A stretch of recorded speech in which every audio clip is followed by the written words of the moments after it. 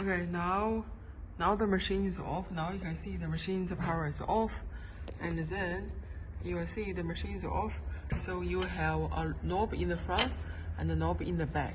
So what you do, use your finger to turn the gear, and then you will notice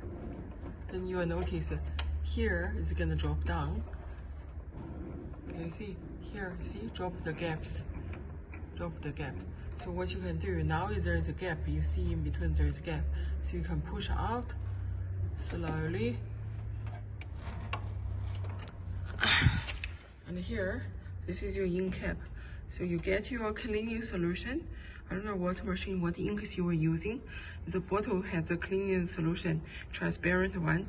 You get a syringe and you suck the cleaning solution and put inside here. Once you put full, and then you move the machine, you move this one, it's back slowly, move it back. And then you're gonna see on the bottom, this is head and this is cap. And make sure you can move. You move, and then it's lined up nicely. And then you turn the knob again. You're gonna turn the knob again, opposite way. And then you see this one gonna pop up.